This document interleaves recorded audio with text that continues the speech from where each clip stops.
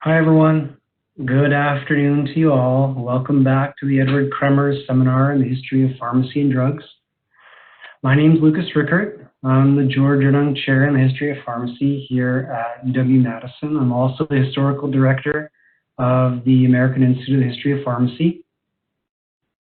First off, thank you to Drs. Greg Bond and Naomi Rendina, as well as Kristen Husett for making this series possible. They are simply amazing, and there's no other way to say it. So they shared responsibilities for the technical side of this series, but also communicated this series like super effectively. So thanks so much. As I've said in the past, if you'd like to learn more about the UW School of Pharmacy or the American Institute of the History of Pharmacy, you can visit us on Twitter, on Facebook, or at AIHP.org. Certainly, please think about becoming a member of AIHP. It's a constituent organization of the American Association for the History of Medicine. And look, even if you don't become a member, please do stay in touch. There are some very exciting and momentous developments on our horizon here in Madison. I'm really looking forward to sharing more about changes to our journal and our collections and our awards program in the coming weeks and months. And these changes, I think, will be positively impacting all researchers that are plowing the fields of pharmacy, pharmaceuticals, and drugs. So please do stay tuned.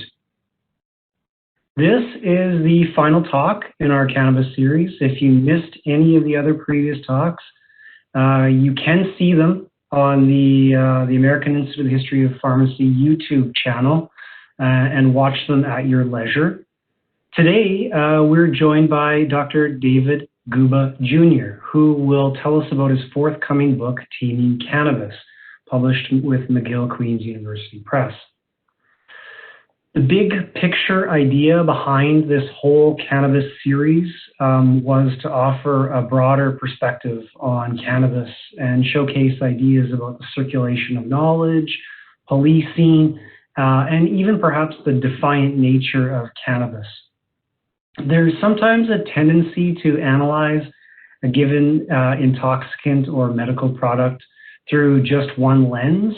And we wanted to showcase cannabis scholarship through different lenses to locate cannabis in diverse nation states and diverse cultures, as well as to understand the role of cannabis in medical, in political, and social circles. So Guba, who I know through the Alcohol and Drugs History Society, takes a similar approach in his new book and interrogates cannabis through these different lenses.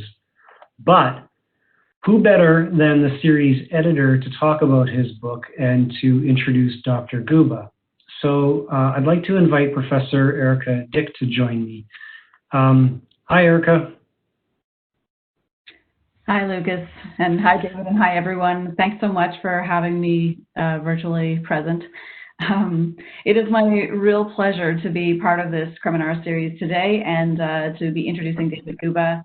As the series editor, along with Virginia Barrage and Noel Plack, we are launching a new book series with McGill-Queen's University Press called Intoxicating Histories. It aims to engage with histories of pharmaceuticals as well as illicit drugs and all sorts of consumable substances in the wide-ranging field of psychoactivity and pharmaceutical knowledge. We're really excited. We've had a lot of interest in this series, but we couldn't be more pleased that our very first book is that of David Guba. His book, Taming Cannabis, will be the very first one in our series, and we're really excited to be launching that, and I'm excited to be here introducing David today.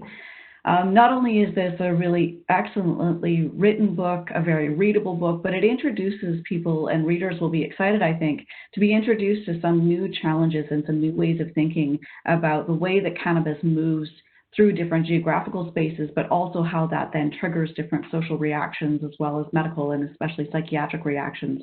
And we're going to hear a little bit about that today, so I don't want to steal any thunder, but I will give David an introduction here as a little bit of his biography.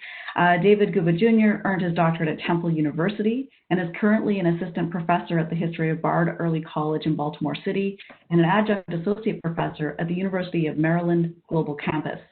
Guba is a book reviews editor for the Social History of Alcohol and Drugs Journal, which is published by the University of Chicago. He's also a contributing editor at Points, the blog of the Alcohol and Drugs History Society. So many of you may have already encountered him, at least in your inboxes, over the last several years.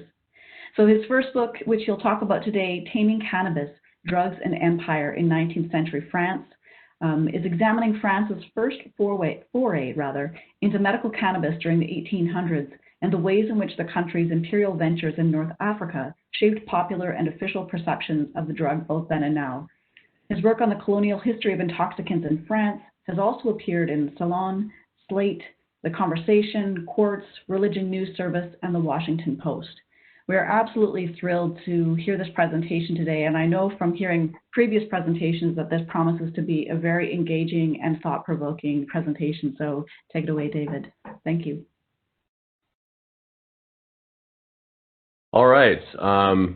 Thank you for that amazing introduction. I hope I meet up to the billing. Let me just share my browser here for a second. Hopefully you see that. Looks good. Wonderful, thank you. Okay, I'll jump right in. It's 1:08, hoping for 50 minutes. If I start going over, if I get stuck on a tangent, I will try to speed up. First off, thank you very much for that introduction.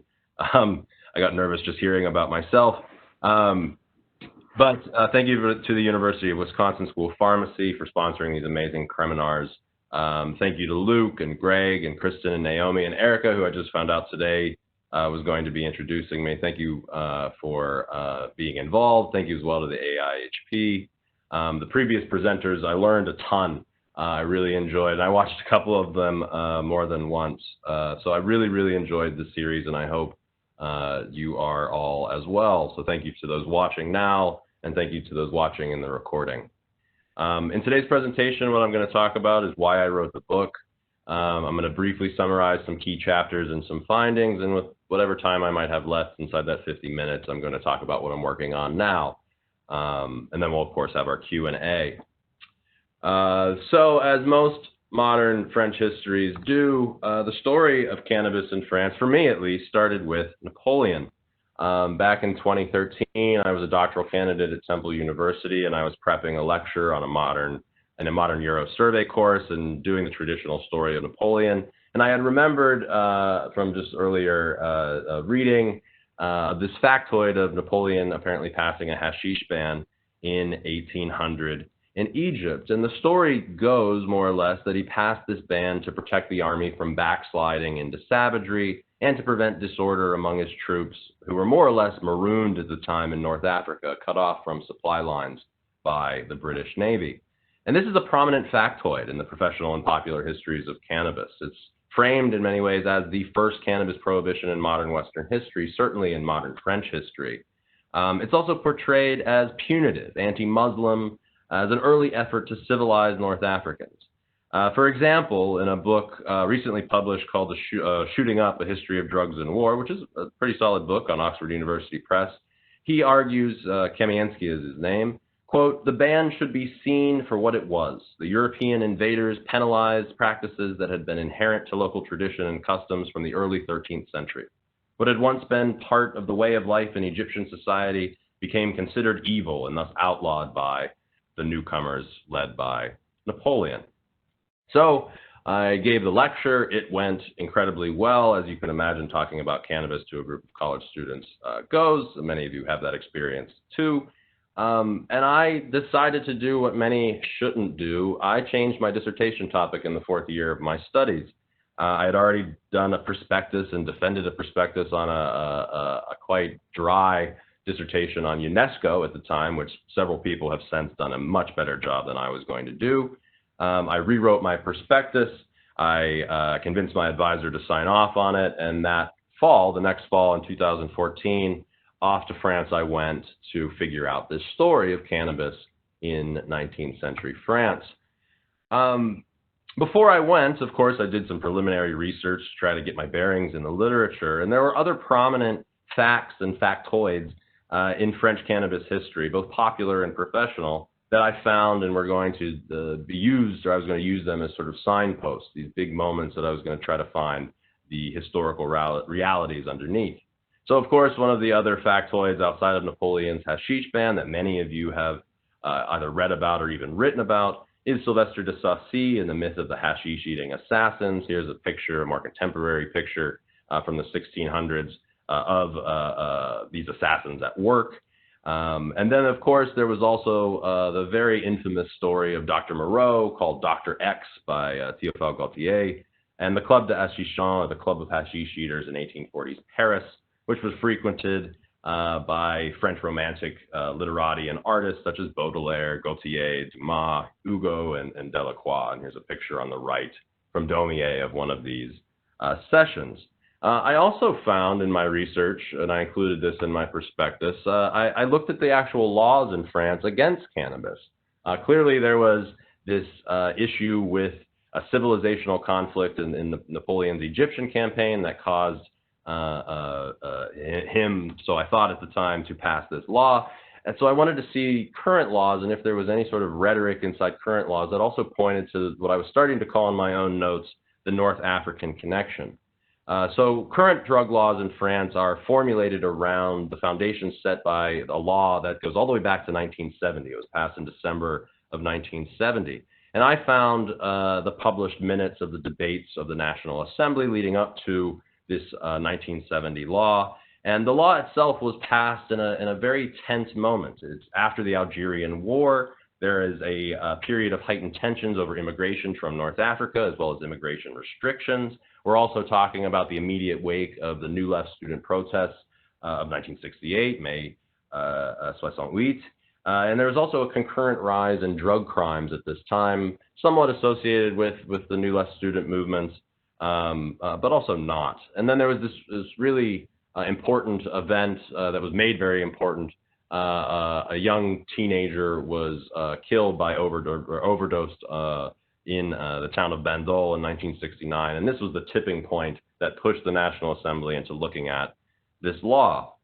So I found when I looked at the National Assembly minutes a significant amount of rhetoric connecting perceptions of cannabis intoxication to perceptions of or ideas of Muslim savagery.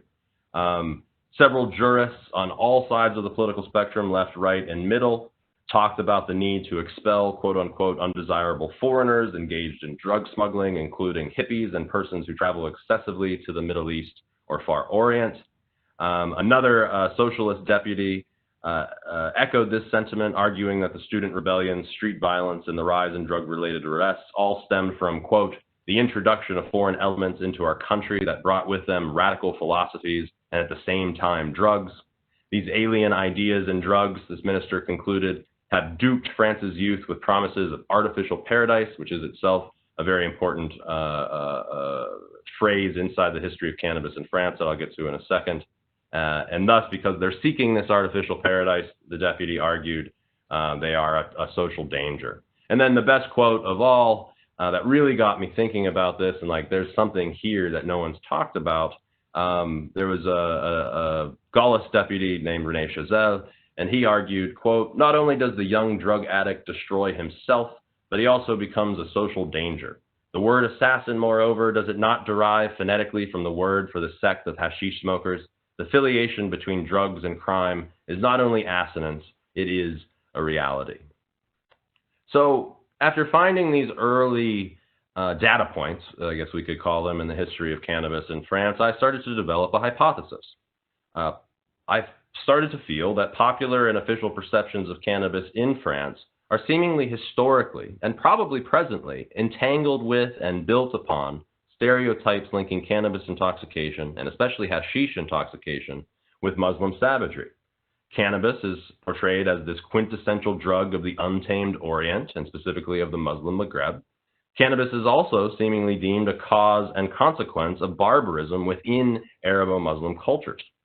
And it also is used, and I don't show it too much in these sources so far, but it's also used to justify the idea that Muslims en masse struggle with assimilation because of issues of religion, but also issues of fanaticism that are pushed and exacerbated by hashish use. While I was in France, so I was in France from 2014 to 2016, I was teaching at the university in Angers. And while I was in France, a significant number of studies started to come out about the racial disparities inside drug policing and incarceration.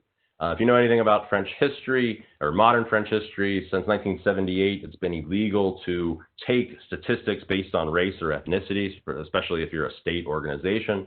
So they do not have readily available statistics from the state about racial demographics of prisoners, of arrests, et cetera. And not just in the criminal justice system, in economics and employment and schooling, all of it. It makes for an easy way to not have to engage an issue if you can't actually see the problem. But starting in 2015, a group of sociologists studying in France, as well as several NGOs and international sort of research outfits like the Open Justice Society, they started to look into this issue of mass incarceration, especially of Arabo-Muslims inside France. And here are some stats that really started to, as they came out and as I started engaging them, I realized that there's a story here that I need to get to the history of. So quickly, Muslims account for roughly 9% of the French population, so that's 6 of 67 million people. Roughly half of the 70,000, today it's around 72,000. People incarcerated in France are Muslims of Arab descent. There's an asterisk next to this because this is a study done by an independent sociologist in France, not by the state. Looking at state statistics, we see that 16% of the total population is imprisoned. That is imprisoned, they are there for drug crimes. If you look at the distribution of what people are being arrested for in terms of drugs, we see that 95% of all drug arrests in 2015 involved cannabis, and a significant percentage, almost 70% of all arrests in general, are drug arrests. And then another stat that is coming from CNRS as well as the Open Justice Society, they did a study that found that Black and Arab Parisians were respectively 6 and 8 times more likely to be arrested for marijuana possession than whites. So while if you do the math and you try to find a statistic here that gives you how many people in prison are there because they are there for a cannabis crime and also Muslim, you can only find a range. And the range is obviously 0 because you can't, you know, if 16% of the people are in prison for drug crimes, you can't tell without a stat based on race what demographic they come from. But as much as 16% could be in there for a drug crime related to cannabis and associated with an identity of sort of Arabo-Muslim background. So again, I wrote about this in several places. It appeared in Slate in French, and I talked about, you know, this range and also the history behind it. So briefly, I wanted to know the history here. I'll go back quickly. I wanted to know the history here. I wanted to know where did this rhetoric and reality of cannabis in France come from historically? And what were the historical realities behind all this orientalized and colonial rhetoric about cannabis in France, particularly during the 19th century? The literature that does exist is excellent, is quite excellent, and growing, in fact. But it hadn't really addressed any of the questions or concerns that I had come up with.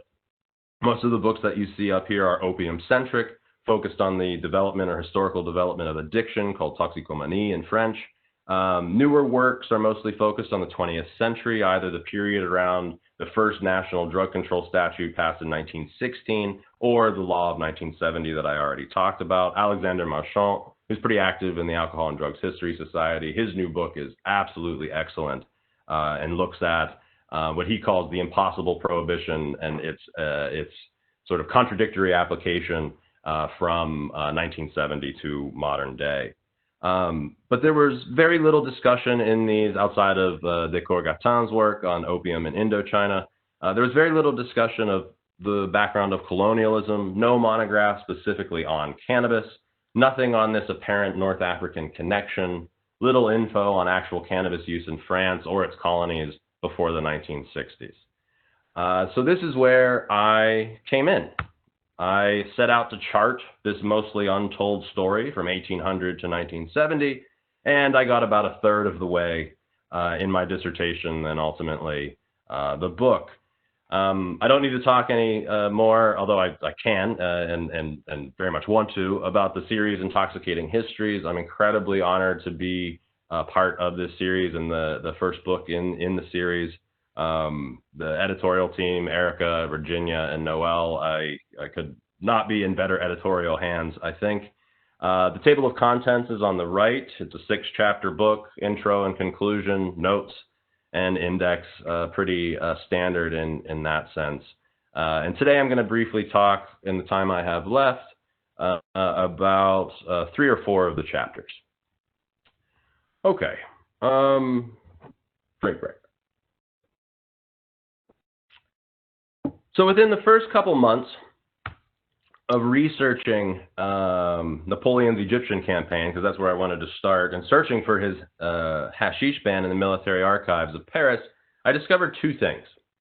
One, the history of cannabis in France went much further back than the year 1800, which is the subject of Chapter 1. And second off, Napoleon did not pass the hashish ban in 1800, which became the subject of Chapter 2. So in Chapter 1, which I titled Competing Strains, the 2 Histories of Cannabis in Early Modern France, I explore the prehistory of cannabis in France in centuries leading up to the creation of the official taxonomy in the 1750s through the 1780s. Linnaeus, of course, Cannabis sativa in the 1750s, and Lamarck, Jean-Baptiste Lamarck, in the 1780s with Cannabis indica.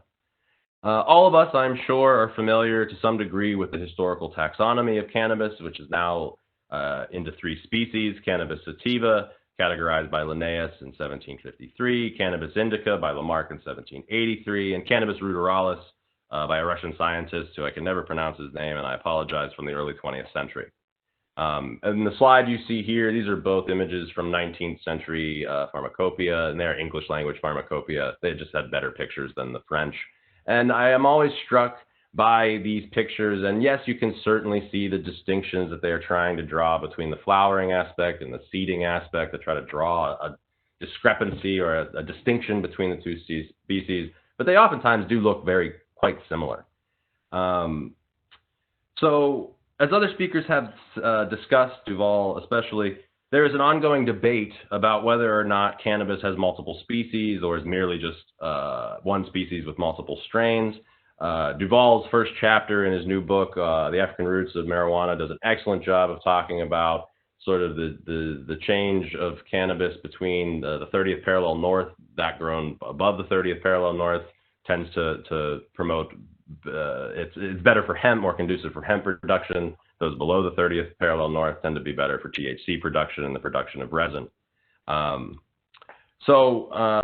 I'm going to sort of leave the modern day controversy and discussion where it is, and focus instead on the centuries that preceded the creation of this taxonomy.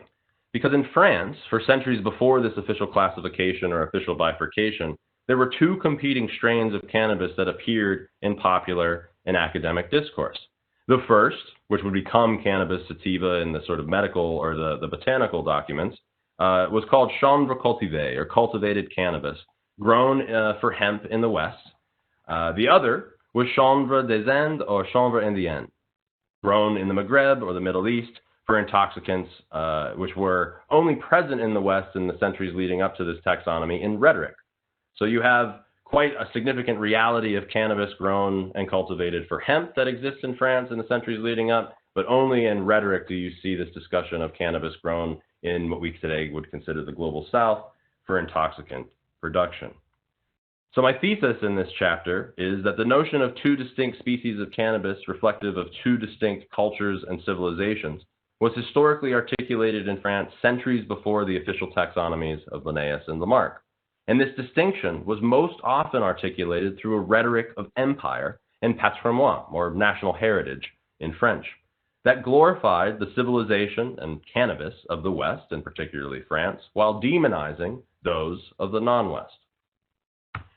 So in the first section of this chapter, which I titled Hemp, Power, and Patrimoine, I argue that French imperial power during the Ancien regime was heavily dependent on naval power, which was heavily dependent on hemp cordage and sails.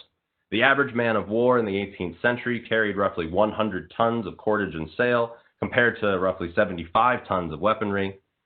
Cannabis grown for hemp was often termed chanvre ordinaire, chanvre du nord, cannabis of the north, or chanvre cultivée in France, and it was grown widely throughout the country during the 17th and 18th centuries.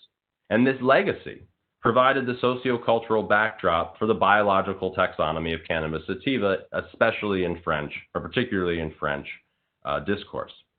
So the story of hemp in France really starts with Jean-Baptiste Colbert. There's elements of it that go all the way back to Charlemagne, but for our purposes here, because we can't go back to the 9th century, let's start with Jean-Baptiste Colbert.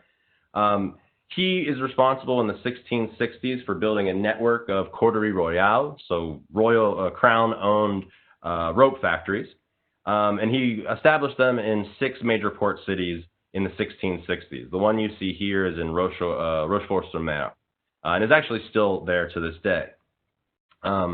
This particular coterie was in operation from 1669 to 1865, and over 100 vessels were constructed here, and millions of tons of cordage. Famously, the ship Hermione, which carried Lafayette in 1780 to the United States, along with aid and military support, it was outfitted at Rochefort-sur-Mer, built there and also resourced there. Colbert also, in addition to building these coteries royales, he also promoted cannabis growth inside France and its colonies with a fixed price, roughly 40% over the average cost, which he set in the late 1660s, somewhere around 1690, 1691. And this works into the turn of the century in promoting domestic cannabis production. He was paying a very high price to keep cannabis grown in France coming into the coteries royales so it could promote naval power. But within a decade, we're now talking about 1710s, 1720s, France could not grow enough hemp and started importing large quantities from Russia. In 1719, Louis XV granted the French East India Company, which was created by Colbert back in the 1600s. But in 1719, Louis XV, Colbert's long dead, he gave Colbert's company a monopoly over hemp production and sale in the French Empire, similar to the one that they had over tobacco. But instead of incentivizing French farmers to grow hemp and sell it to them, the French East India Company, just as they were doing with tobacco at the time, discovered that it was more lucrative to buy cheaper product on the foreign market and then sell that to the crown at the fixed high price. They also pushed the crown to create protectionist policies that forbade French farmers from selling their hemp on foreign markets or from importing hemp from foreign markets to sell to the company without first being taxed. The best source that I found on this was written about a century after, a sort of historical study by Jean-Baptiste Rogier-Le Bergerie. He was an agronomist and a Revolutionary era politician, and he read a paper at the Institut National in January of 1800 in which he outlined this history, arguing that price fixing and protectionist policies actually hurt French farmers and pushed the nation by 1800 into a severe dependency on French hemp to resource its navy. And he has this amazing quote, "Let it be understood that when we cultivate 1 hectare less, the enemy the year after cultivates 1 more, and hemp secures their superiority." So this vibrant history of cannabis, or chanvre cultivée, and its connection to patrimoine and national imperial power in France was present, was part of the rhetoric, and was affixed to the narrative or the sort of biological profile of cannabis sativa once it is issued by Linnaeus and then ultimately translated into French discourse. Here is the famous botanical encyclopedia written by Lamarck and published by Pankouk. This is out in 1783. And in the, I'm not going to read these to you. I'll read some of them to you as we come through it. But the key words: cultivated, natural, ubiquitous, industrious, proper, well-known for sales and rope. The biological profile of cannabis sativa, of chanvre cultivée, was linked to this rhetoric and narrative of national power. And this connection between Chanyre cultivé, cannabis sativa, grown for hemp and national heritage in France, patrimoine, exists still to this day. Today, you might not know this, but France is the third largest producer of hemp worldwide, behind China and Canada. The organization, which I have pictured on the left, called Interchambre, is the biggest lobbying group in France for hemp producers across the country.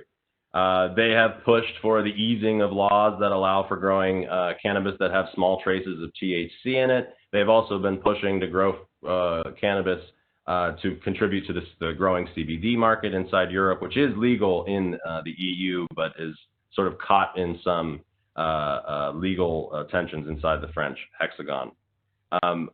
The really great quote on the Interchambre website: in France, they say, the history of hemp is one of passion that stretches back to Charlemagne in the 9th century. So clearly, this lobbying firm is tapping into this narrative of hemp and patrimoine to push its cause in today's politics. And then I absolutely love the images on the right, which come from Rochefort-sur-Mer, their tourism board. And you can go today and have a maritime adventure on a replica of the Hermione. And as you can see in the back, there's all the cordage and the sails. And as you go, you can eat at the wonderful restaurant that is now part of the Corderie. You can stay at the hotel that has a wonderful pool. You can also have your wedding there. And on the Journée de Patrimoine, these sort of national days of heritage, you can go in for free. If it's not a Journée de Patrimoine, you got to pay €18.50. So that's that. So clearly, even today, there is this connection between hemp and heritage in France. But in French books, treatises, and journals from the 1600s and 1700s, one also reads quite readily about a second type of cannabis, almost similar to hemp, but a species apart, primarily grown in Africa and the Orient to, quote, produce a stupor, and thus they are reflective of those regions, quote unquote, backwards cultures. So in this part of the chapter, I look at several academic works, particularly a general history of plants. I also look at The 1001 Nights, translated originally by Antoine Galland in the early 1700s. And I also look at some travel literature, all of which are not talking about cannabis indica because the name hasn't been codified yet inside botany, but are all talking about this species apart, something almost similar to hemp, but has no affinity with it because of the qualitatively different experiences and the different ways in which it is used. So Deschamps is one of the more famous physicians of the 17th century.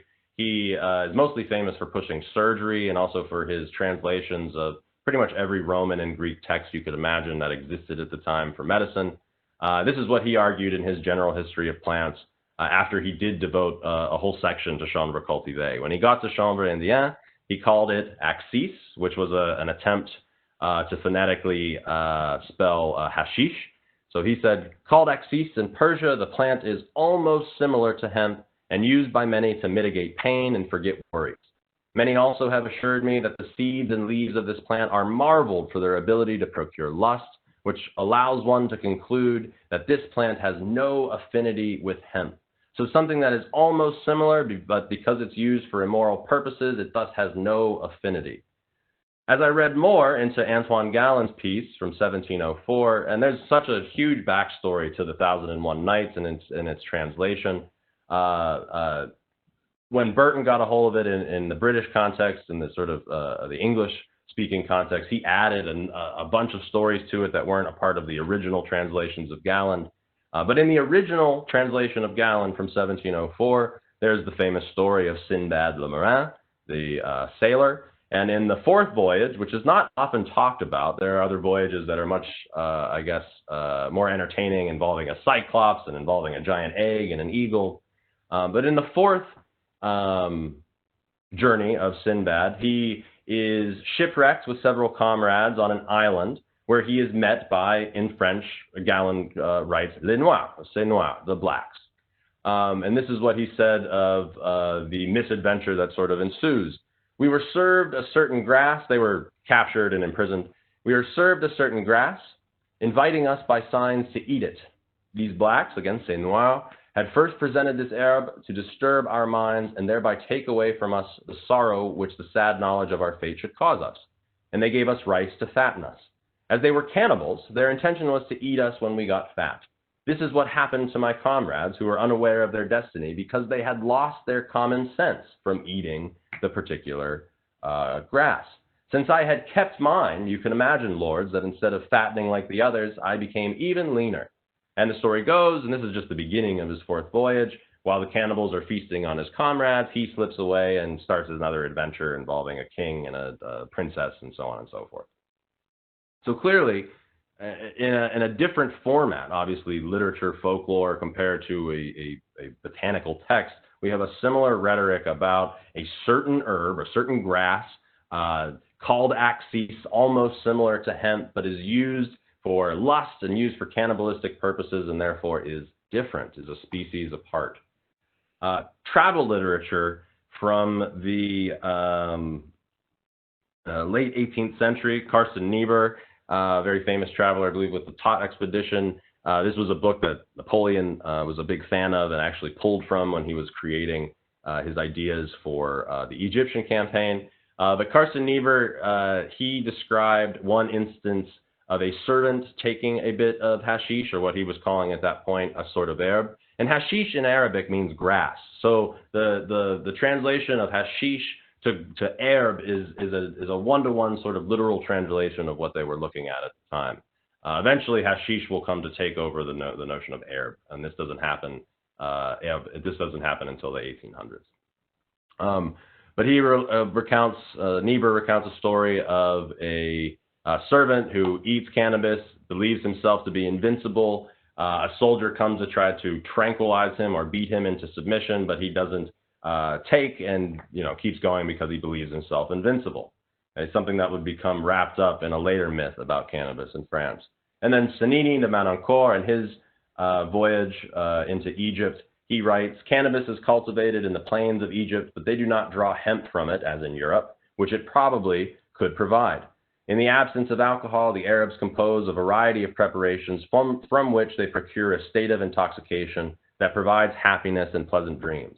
But this species of intoxication also annihilates reason, and thus has no relation to the intoxication occasioned by wine or strong liquors, and our language has no terms to express it. But the Arabs call it keef. And this quote really stood out to me because he's saying at even its fundamental level of language, there is not a signifier in Western language that could even describe the sort of depths of despair and immorality that is occurring, this intoxication that annihilates reason. We can't even describe it. They call it keef. Interestingly enough, keef is a word that has been appropriated in the French language today. It means I enjoy or I like, and you hear it in reference to a lot of things in everyday parlance. So I like the sort of irony there that Cennini was clearly demarcating inside outside based on language and based on use, but in the end, keef ultimately traverses that that barrier and becomes part of the French language and logic. So just as the Chanyre cultivé narrative and rhetoric connected to patrimoine informed the cannabis sativa taxonomy, so too did the Chanyre indien, the species apart, inform Lamarck's interpretation and explanation of cannabis indica. And the final quote on this slide, and this is again from the same encyclopedia that I showed you earlier for cannabis sativa, he writes, the principal virtue of this plant consists in disturbing the head, deranging the brain, and procuring a species of intoxication that makes one forget their sorrows and gives a sort of complacency.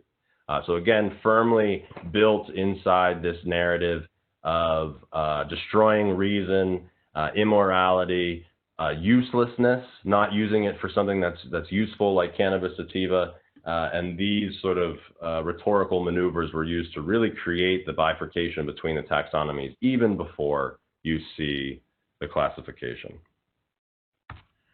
And just because I showed you a sort of modern day representation of the hemp and heritage link, this is a children's book that is on sale right now in Amazon, the French version. It was published in 2018. It's sort of an update and sanitized version of the fourth voyage of Sinbad. And I can translate the line on the right. Clearly you see a person that is, in this case, standing in for Le Noir, described by Galen in the quote I read earlier. You can also see that he is being fed a drink made from this certain herb that then puts them to sleep, and the story goes more or less the same. The quote on the right reads, "The survivors and I were carried by the waves to a neighboring island. When we left in search of food, we met natives of pleasant appearance," so it's very sanitized compared to the original, "who gave us rice with coconut oil to eat, a curious herb numbing the spirit. I understand that they were cannibals, ! I abstained from eating and tried to warn my companions who had grown fat and lost all willpower." So again, there is this remaining, and they don't say cannabis, right? So there's some argument that could be made here for alternative interpretations. But clearly Galen was talking about cannabis at the time. And I think the use of the word herb and the translation of the term hashish is the source of the evidence there. So again, this, just as the connection between patrimoine and hemp still exists, the connection between otherness, violence, cannibalism, and chambre indienne still exists. All right, try to speed up a little bit. In chapter 2, I talk about the real person who actually passed the hashish ban in Egypt in 1800. So one thing that I realized after chapter 1 is there is a pretty significant gap between the rhetoric and reality of hashish or cannabis history in France. So what I learned in chapter 2, or as I was researching, I found that it was not Napoleon who passed the hashish ban, but in fact, the man pictured here, Jacques-Francois Menou, and he passed it in 1800. The way I organized the chapter was I needed to figure out who Menou was and why he had a particular set of policies that did what they did. So I went back into Napoleon's Egyptian campaign and using the work of Juan Cole, for instance, or Joshua Cole. Cole is the last name, J. Cole. Who had a really good recent book on Napoleon's Egypt. I wanted to look at the Islamic policies passed by Napoleon. A lot of people don't remember or don't realize that Napoleon did very much try to integrate, and yes, much of it was propagandistic, much of it was half-hearted, much of it was instrumental, right? It wasn't for sincere purpose as much as it was for practical purpose. But he tried to integrate the military with elements of Egyptian as well as Mamluk soldiers. He integrated key Muslim holidays and traditions into the official Republican calendar. He created a shared government known as the Diwan that was essentially built on the principles of republicanism that were, formulated at least in idealistic form in France. He created the Institut d'Egypte, which was a coordinated cross-cultural institution of learning that did actually promote local indigenous scholars and scientists to come and talk to French scientists and scholars who were part of the Egyptian campaign. They also put out an Arabic-speaking or an Arabic language newspaper that was an addendum or a side addition to the Courier of Egypt, which was their main newspaper there.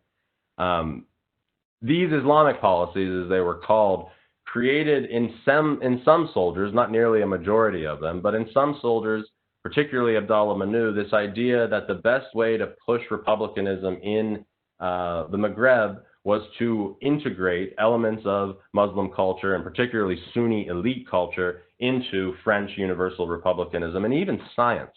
So what happens in the summer of 1799, the Egyptian campaign starts in 1798. Napoleon is in charge of this campaign as it comes down from France. He's taking the army of Italy that he was just quite successful with in the previous years in establishing sister republics in Europe. He first goes to Malta to sort of steal a bunch of resources, and then he goes to Egypt.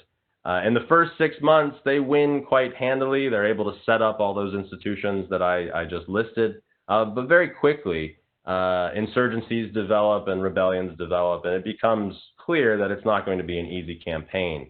By the middle of 1799, Napoleon starts realizing that his path to power is better if he's in Paris. So he actually leaves in 1799 in secrecy, passes command to a guy named Kléber, who's one of the most famous generals in French history. Kléber is ultimately assassinated not too long after taking control by a Syrian or Kurdish student. I can't remember the ethnicity. but it was part of an insurgency act. And then command went very quickly into the end of 1799, beginning of 1800, it went to Jacques-Francois Menou. Menou took these Islamic policies seriously. He converted to Islam. He married into an elite Sunni family in Rosetta. He changed his name to Abdallah, servant of God. And if you look at his correspondence in 1800, particularly the summer and fall of 1800, he is issuing proclamation after proclamation telling his French soldiers to treat Egyptians with respect. He says, they are our brothers, they are French, they are now part of the sister republic, you must treat them as you would your own brother. He uses language of equality and fraternity in these communiques, which are coming out in August and September of 1800. He's also very much against the activities of Sufis, who are publicly demonstrating in the streets and also using hashish as part of their rituals. So he is, in many ways, trying to placate the Sunni elite, people like Al-Jabarti, who wrote a very famous chronicle of what was happening. And to do so, he decides to pass a ban on hashish, which is actually supported by the Sunni elite at the time. If you look in the history of cannabis in the Islamic world, if you look at the great work by Franz Rosenthal, for instance, you find that a significant number of Sunnis, particularly 3 of the 4 main schools of Sunni legal thought, were against cannabis as Khmer, as something that was very similar to intoxicating beverages. So the real story of Jacques-Francois Menou Abdallah Menou passing the ban, is one where he is trying to integrate these ideas of Sunni elite sort of what I would call mores or etiquette, as well as belief about cannabis into the operations of the actual colony. And here on the left is my big find. This is the oldest version. It's obviously a recorded version by an archivist sometime after, so the original ban does not exist. This is the oldest version of it that we have. And here is what he said. The General-in-Chief, after receiving different reports from several parts of Egypt and from what he has personally witnessed infinite times, orders as follows. The use of strong liquor made by certain Muslims with a certain grass called hashish and smoking of the seed of cannabis are prohibited throughout Egypt. Those who are accustomed to drinking this liquor and smoking this seed lose reason and fall into a violent delirium, which often leads them to commit excesses of all kinds. And then the next one talks about if you make hashish liquor, often called bang, or if you distribute it, that you are going to go to jail and your operation is going to be boarded up. Unfortunately, there's no mention of hashish or the ban or infractions of this policy by soldiers in correspondence of Menou after October 1801.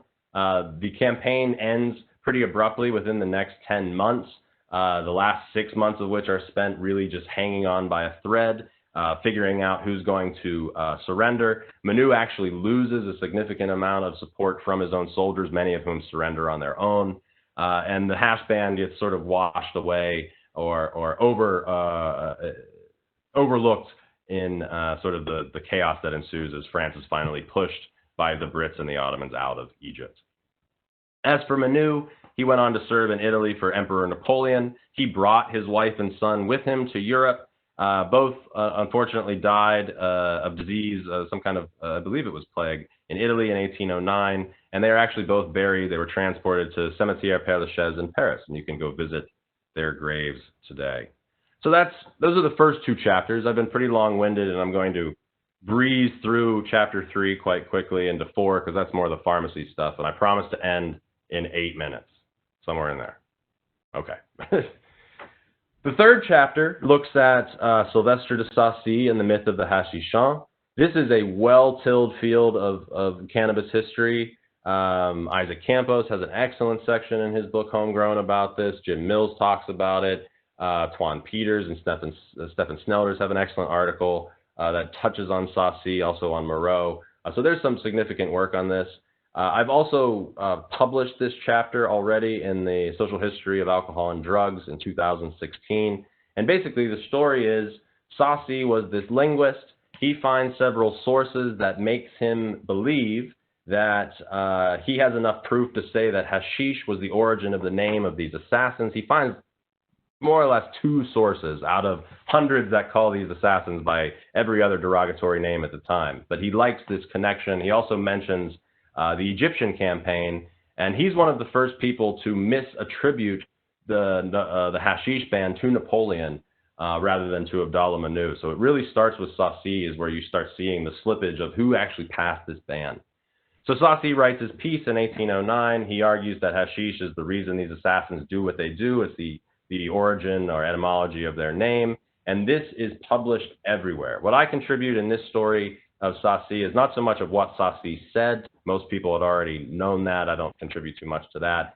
But what French scholars, academics, and writers did with Saucy's idea, this sort of equation, hashish equals Muslim assassin, is amazing, and amazing in a bad way to a certain degree. Because within a year, 1809, 1810, you find Saucy's assassin myth cited in dictionaries, cited in histories of the Crusades, cited in folk tales, cited in medical textbooks, and especially pharmaceutical and psychiatric, or what would become sort of psychiatric journals. They start citing this routinely. And again, you can see the rhetoric. Saucy was also building on the same rhetoric of Chanyre indien that was already in circulation in French discourse in the 1600s and 1700s.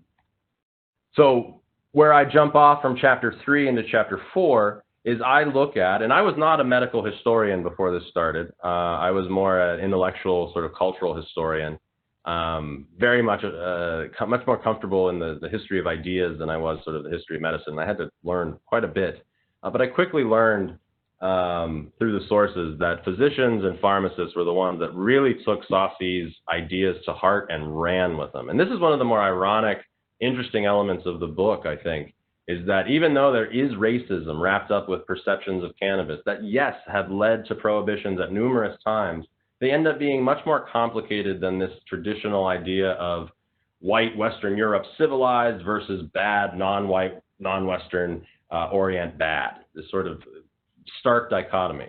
And chapter 4 shows us that this racist idea, from our perspective, that hashish is a quintessentially Oriental drug and causes people to act like Muslim assassins, it actually convinced a bunch of chemists and pharmacists that they could tame the drug, hence the name, and make it, render it useful for Western audiences. So in 1809, this is actually the first edition of the Bulletin de Pharmacie, the first official issue of the newly created Société de Pharmacie that was created out of the French Revolution, sort of the first move in professionalization of pharmacy. They're quoting and talking about Saucy. They talk about this sort of connection with Muslim violence, and then, of course, this next call to action. Could they not, through analysis and diverse tests, discover some essence that we can extract in some preparations that it can furnish? And the answer that pharmacists in France and physicians in France gave to this question was absolutely, and let's do it quickly.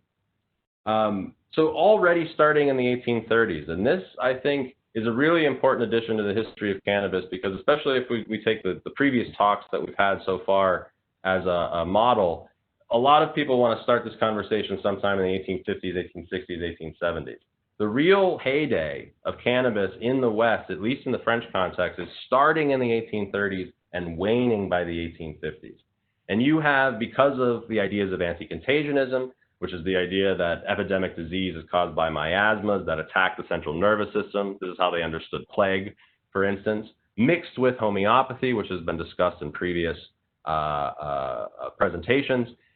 People started, like Louis Remy Aubert Roche, started to use cannabis, and particularly hashish, in the form of dawamesque, which is a edible, and he started to treat people with plague. And he wrote in 1840, as early as 1840, there's a whole treatise on this, and there's an addendum to the back, about a 30-page addendum, in which he talks about hashish being an effective remedy against the plague.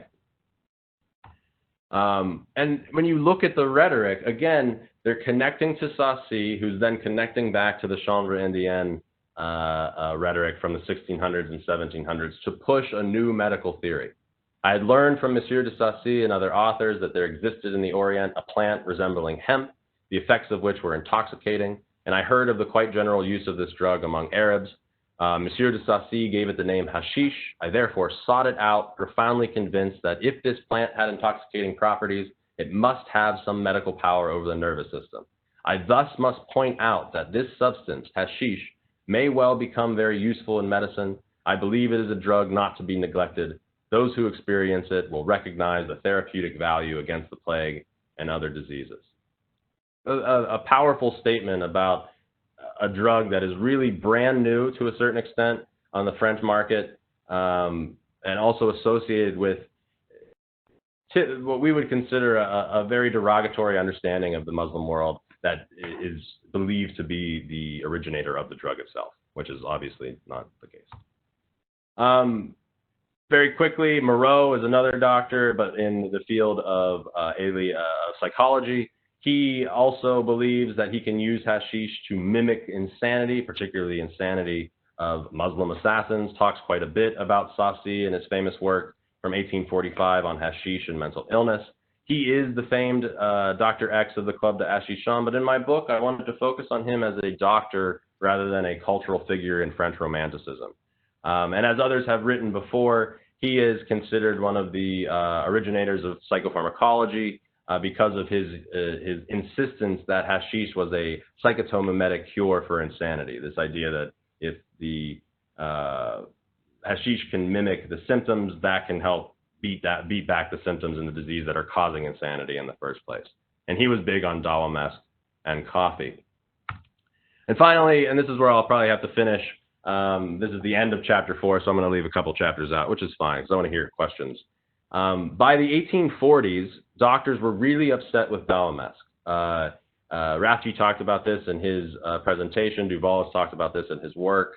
Dawamesk was incredibly adulterated oftentimes with things like Spanish fly and opium and datura. It was also impossible to get a steady supply of cannabis from a particular place, so the sourcing of the particular product was all over the place. So in an attempt to standardize these dosages, starting in the 1830s, there was basically a tincture war. The O'Shaughnessy is considered one of the first, and he really just tried to dissolve a bunch of cannabis in alcohol. He didn't boil it. He didn't distill it that often. I think once at the end he talks about distillation. But he's sort of the rudimentary originator. The brothers Smith in Edinburgh, they use an isomerization process with an acid bath, which is very similar to what some companies do today to extract CBD and THC. So they were ahead of their time. We're talking late 1830s in Edinburgh. By the 1840s, the French are following suit. They prefer distillation over isomerization, so decarboxylation versus isomerization. And a guy named Gastineau, he creates a really powerful tincture from Egypt.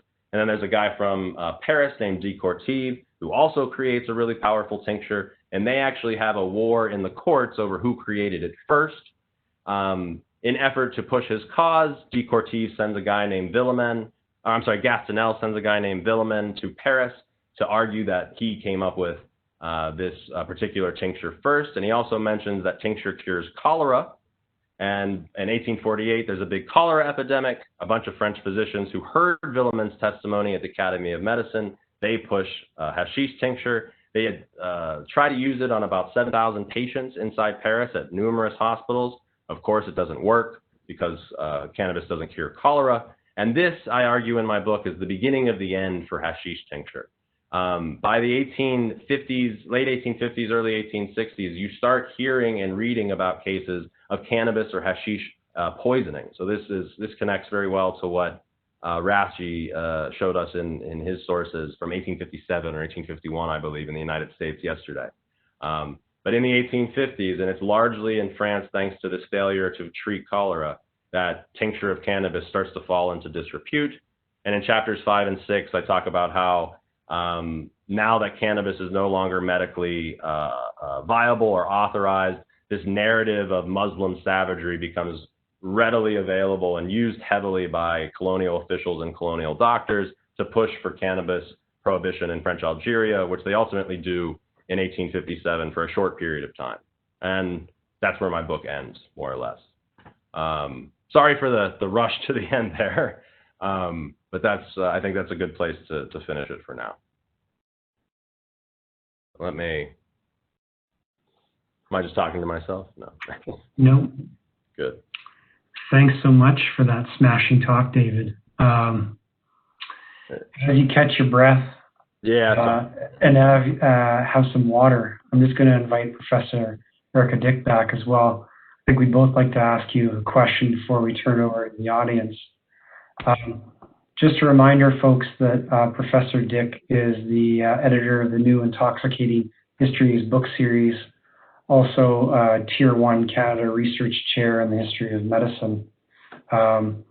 She herself is the author of Psychedelic Psychiatry, which came out with Johns Hopkins, as well as Psychedelic Prophets. She has a new book that's coming out this year as well. Professor Dick is as well the editor-in-chief of the Canadian Bulletin of the History of Medicine, and she happens to sit on the editorial board of Pharmacy and History as well.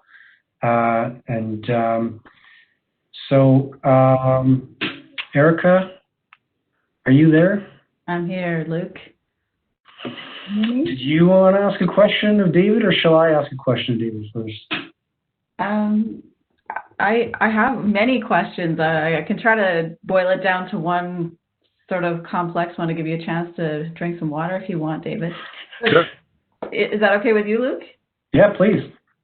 All right. This is a fabulous presentation. I'm learning so much each time I'm engaging with your work, and a lot of it's very new territory to me, so forgive me if some of this is a bit naive. But one of the things I was really struck by in your presentation was, I guess maybe for lack of a better way to put this, is sort of who's in charge of the language at which point in which source, and obviously there's a kind of linguistic element to this in terms of, whether it's French or Egyptian or what actual language is being spoken, but also the kinds of inherent or implicit meanings behind the language. And I was just noting down a few different terms, and you had many others, but like delirium, stupor, frenzy, sleep, medicine, psychotomimetic. And it was really interesting to sort of hear the way in which hemp and hashish are related, but depending on who's describing them, they take on very different meanings, and those meanings also seem to be imbued with sometimes racism, sometimes empire, sometimes kind of French nationalism. And so I was really struck by the language, and I wondered if maybe you would speak a little bit to the power of language in the work that you're doing. And as a kind of maybe related anecdote, I was recently reading some Canadian history, or actually not Canadian history, I guess sort of New France history or pre-Canadian history. And one of the debates that I came across is about whether Canada should invest, pre-Canada, should invest in hemp production. And it's very interesting because I was reading English sources, and the Anglo-agriculturalists and the Anglo-economists were describing it as a kind of French agricultural tradition, and therefore it should not be supported. And this was really in, the 1760s, 1770s, so after a major clash between France and Britain in terms of what would become Canada. And so I was really struck by some of the parallels in what you were describing in another part of the world, and where language and who the authors of those texts were in terms of claiming some kind of value for hemp or hashish. And I want to kind of pull those apart a little bit. So I don't know if that gives you, I'd love to hear your thoughts on language in this in particular. You don't have to answer the Canadian question. No, can I start with the Canadian question? That might be a little easier. It's just Jean-Baptiste Colbert didn't just promote hemp production in France, he did promote it in New France as well. And Jean Talon d'Orsonville, I think is his name, was a real famous character in sort of the history of New France. He was the one tasked with producing hemp for the French Empire from that region of the world. And I've not gotten into the statistics of what he was actually able to do, but every time it's mentioned what New France is doing, that's the name that's attached to it. So there was definitely knowledge of and an attempt to promote this kind of imperial growing of hemp. So New France is absolutely involved, and there's probably a whole story there. Because the prehistory, I would call it sort of the 1776 history of American hemp is just filled with these sort of factoids about George Washington and so on. Right. Definitely an inter-imperial rivalry happening with hemp. I mean, It's amazing. Hemp is as important as coal and whale oil are to different generations of naval power, right? Like it's that important. That's why, yeah, that's probably where I would answer. Jean Talon is the place where we would start for New France. In terms of the power of language, I think that's a very deep question.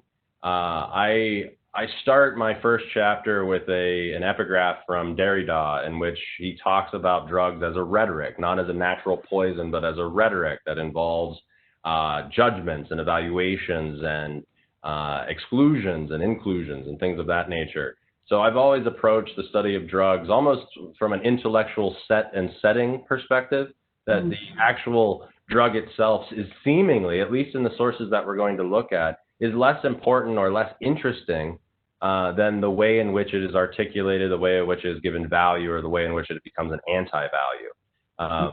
So what's fascinating for me is there's not much discussion of the actual, especially in 1600s and 1700 sources, there's not much discussion of the actual drug itself or its physical impact or mental impact on the body. It's these civilizational contexts that produce it that are much more important.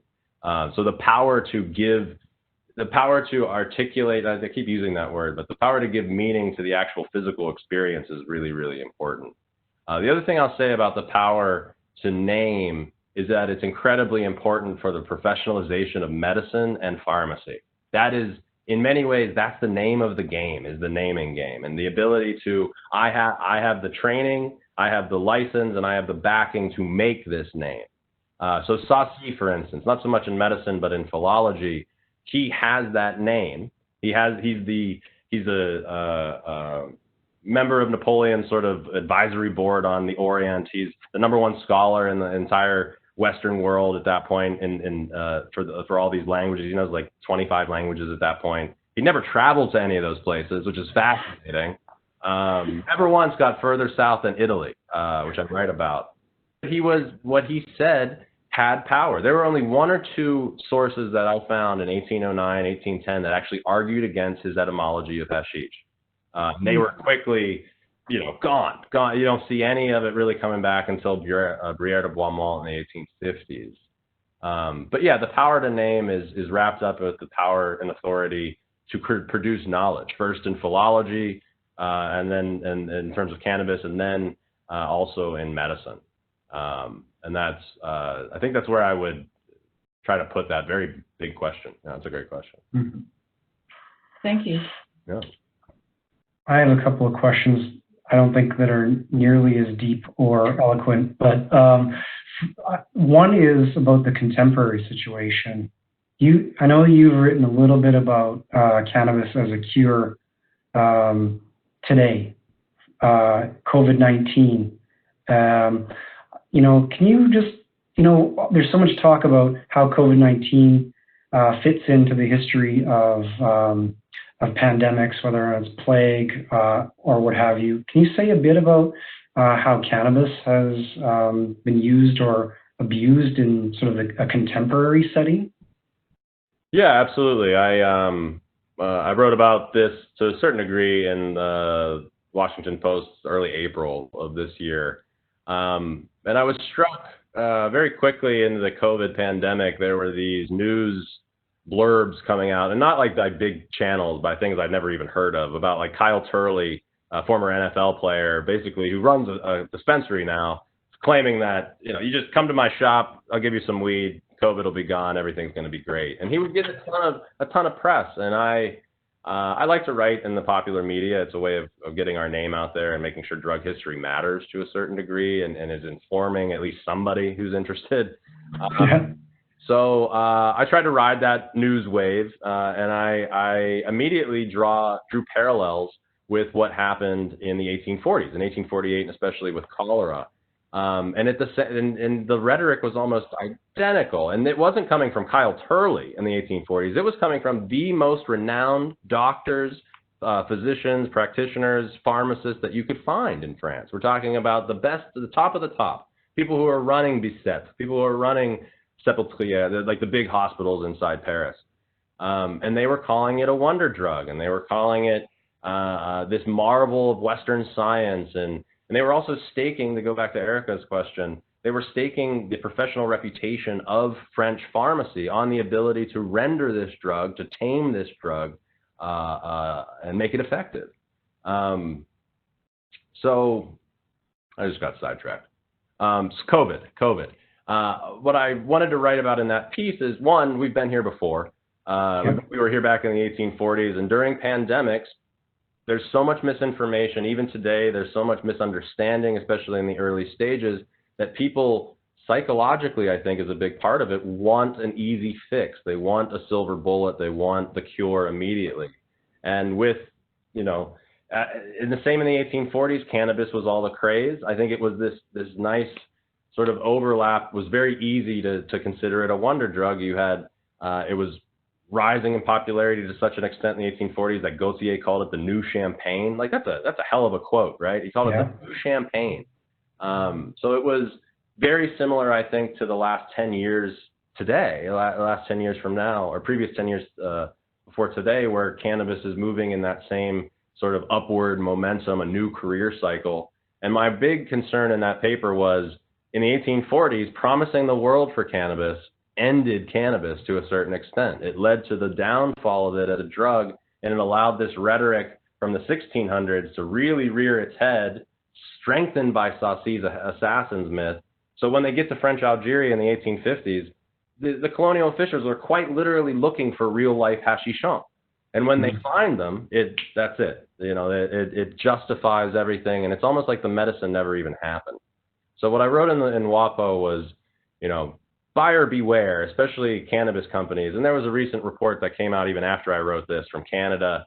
I forget, the University of Lethbridge, is that where it came out of? Where they were sponsored by a cannabis company, and they started claiming that CBD can actually, at really high concentrated levels, can block the transmission of COVID. And that, if you look at the science, and that, it was a peer review, it was a pre-peer review paper, so that the science is not good in that particular paper. Needs a lot more. Let's just put it that way. And I would love for cannabis to cure COVID. I would love for cannabis to cure cancer. I would, I'd stop doing what I was doing and just wear that shirt around, right? But it doesn't. And to claim that it does is historically inaccurate. It allows for the same propagation of stereotypical understandings of cannabis to just come into the next generation of its career cycle. And I think that's, it can be avoided. So why not avoid it? That's a really good answer. I suspect there are other questions though, and so I should turn it over to Dr. Rendina if you're there, and I'm going to turn my camera off. Thanks again. I'm here. I'm trying to get my computer set up right. Okay. Thank you so much for your presentation. I've been looking forward to it since we met last September at the History of Pharmacy conference. So this was great to finally get to hear. First is a comment from Axel Helmstadter.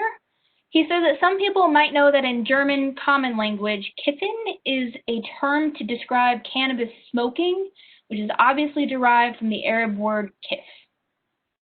I don't know if we've talked a lot about language. I don't know if you have anything you want to respond to with that, other than that was a really cool linguistic note.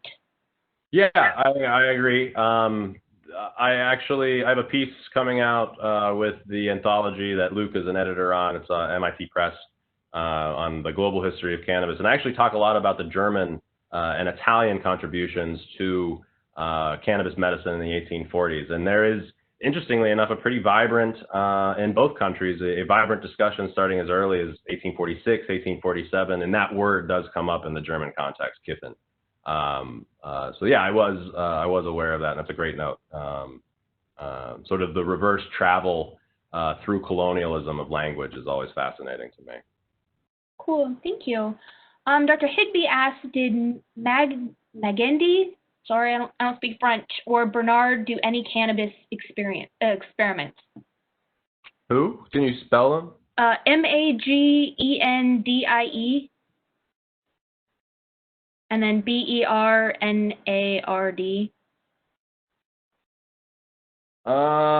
Bernard, there are a couple Bernards, so I'd have to look into that. But no, the former one I can't think of. If he wants to send me, what I'll do, I can put a keyword search into all my notes and the names pop up. But no, off the top of my head, I'm sorry, they're not striking.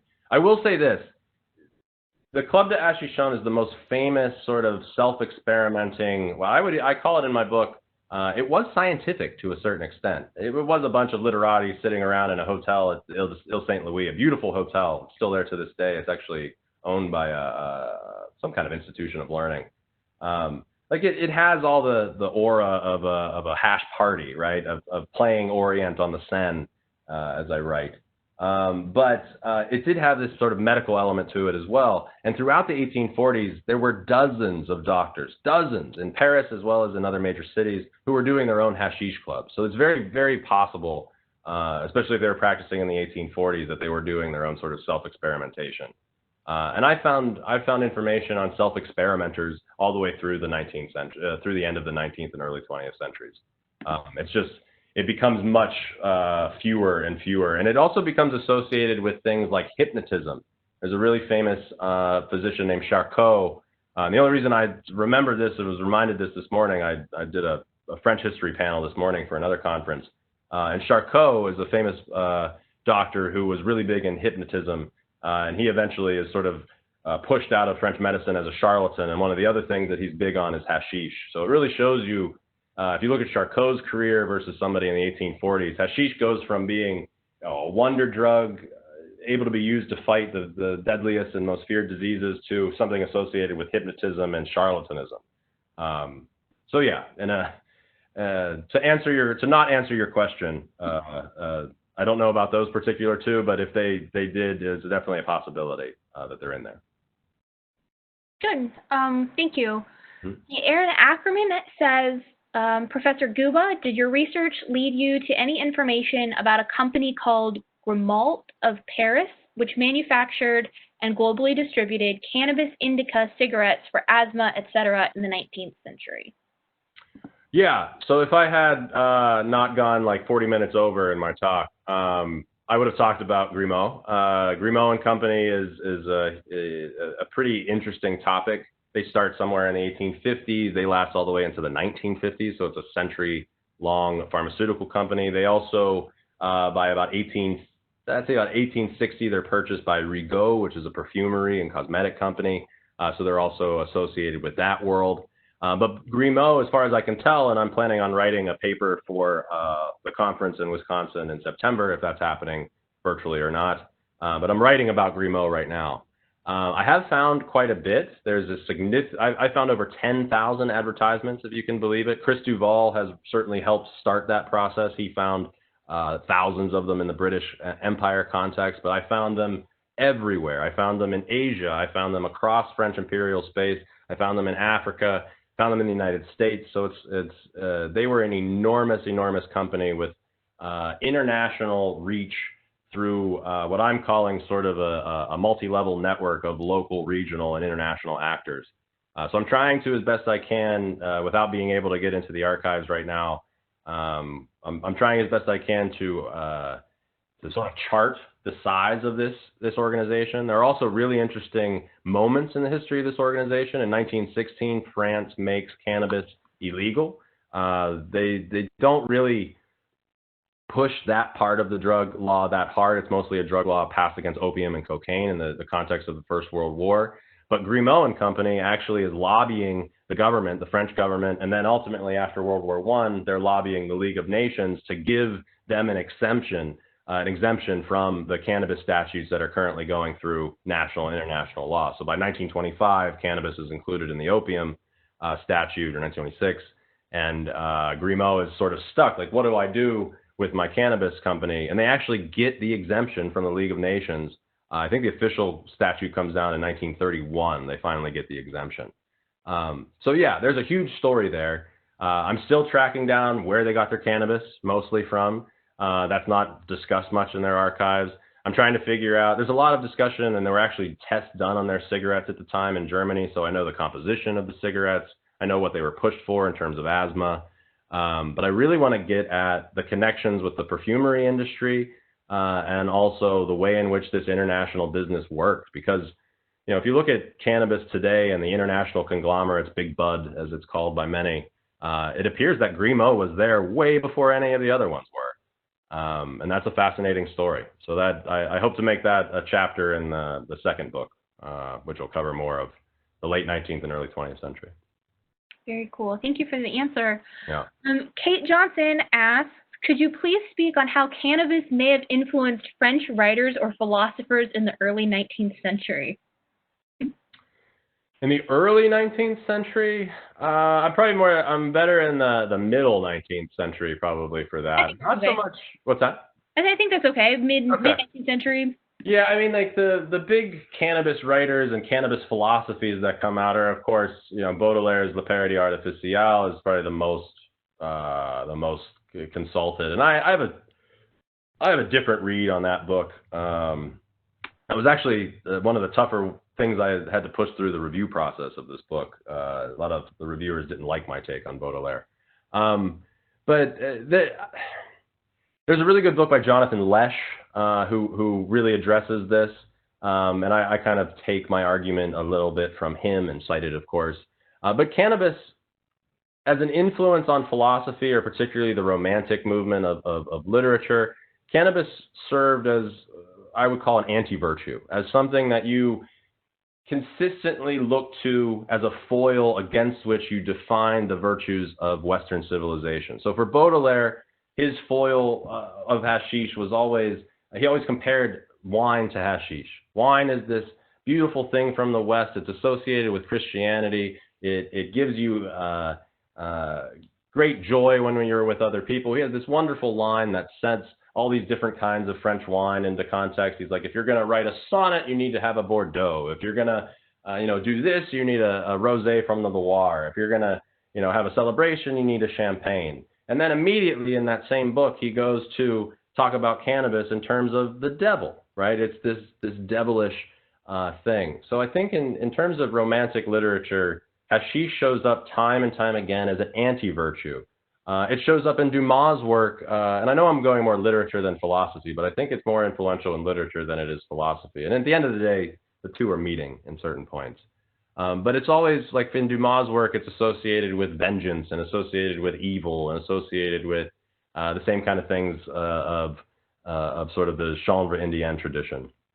So I think the best answer I can give without going a little bit further into the research is probably that it functioned as an anti-virtue, as something to define oneself and one's civilization in the West against.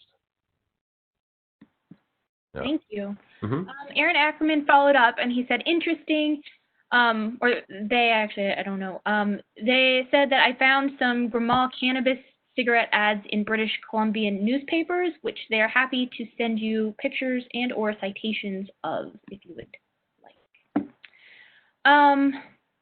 Okay, I hope I didn't miss it. I had to walk away for a moment, but could you make any sort of connections or comments about any of this and gender?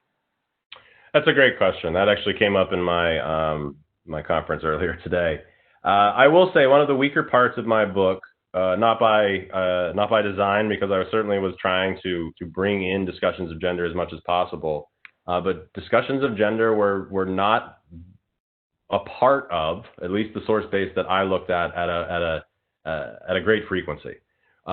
Certainly women are present in the story, and I'm not equating women with gender, and I know that that's problematic to be as reductive as that, but there are certainly women that are a part of the story. They show up in the narrative and in the sources as secondary characters, unfortunately. So there are numerous hashish clubs that did involve women. There are numerous newspaper reports of women being asked to leave hashish parlors because of the impropriety that was going on, that the men were doing, imbibing in this sort of oriental fantasy world of sorts. There's also, I'd say the greatest frequency of where I see non-sort of male perspectives, although, again, these are male perspectives on female patients, is in doctor notes.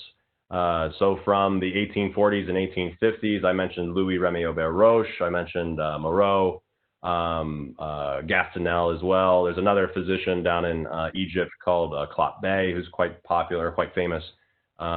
they are all treating women in addition to men. And what I did find fascinating, I do make a small comment about it in the book, it does seem that from their perspective, hashish is an equal opportunity reliever of reason, whether it's a man or a woman.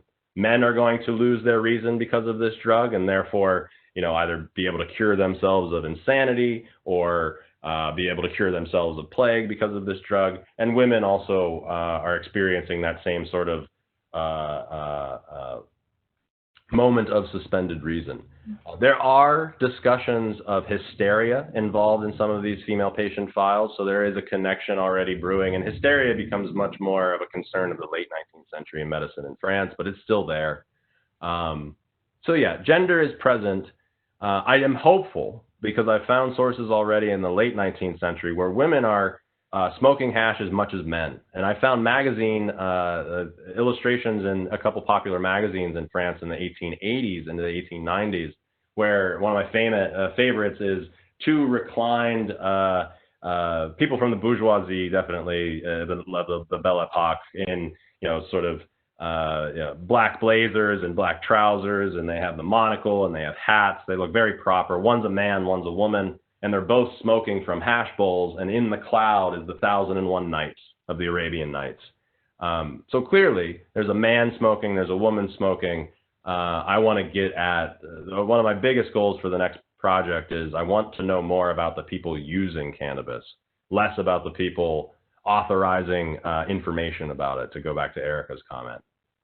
Because my book is very heavy on authorized perceptions and very light on everyday usage. I will admit that. Great, thank you. I think Luke wanted to take it back to close this down. Do we have time for one more question? Sure, if there's another outstanding question.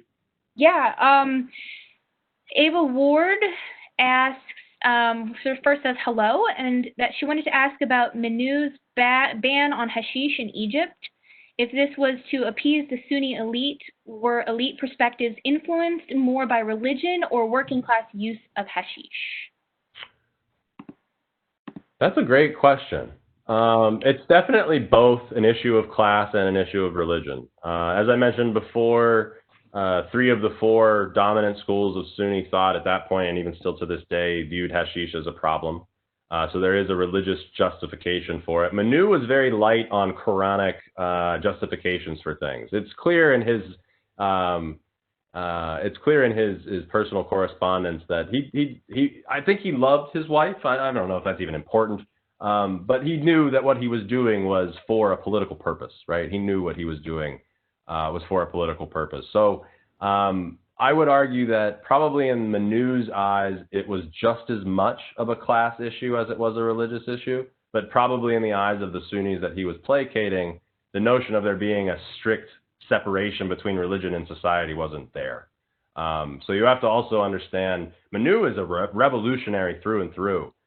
He adopts republicanism. Like he tries to combine in this very fascinating way, and several scholars have called his colonial policies utopian, because he's bringing aspects of quite literally Sharia law into these new secularizing principles of republicanism coming out of France, and he's trying to square this circle that ultimately does not work. So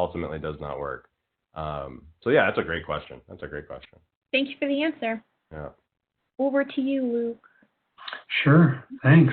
I would just like to say thanks so much, Dr. Guba, for finishing off this series, the Edward Kremers Seminar on the History of Pharmacy and Drugs. Cannabis series is now concluded, but you can all get a copy of Dr. Guba's book in September. It's Taming Cannabis, Drugs and Empire in 19th Century France. It's available via MQUP, their website, or you can get it through other means, whether or not that's Amazon or wherever else. It's a thought-provoking book that helps us think about cannabis in places beyond the shores of the United States. I'd also like to thank the other speakers who participated in this series. I think as a collective, it's useful for us to meditate on cannabis globally, and just a plug very quickly. In 2021, there's going to be a book called Cannabis Global Histories, produced by MIT Press, that helps even further to think about some of the interconnections, global interconnections. But for now, all you out there listening, please think about being involved in the American Institute for the History of Pharmacy and the Alcohol Drugs History Society. And whether or not that's being a member, whether or not that's reading, or whether or not that's actually writing. Also, as I said right off the top, stay tuned for some very interesting changes here at the American Institute for the History of Pharmacy that I look forward to announcing in the very near future. But for now, Dr. Guba, thanks so much. It's been a blast talking to you. Thank you. Bye, everyone.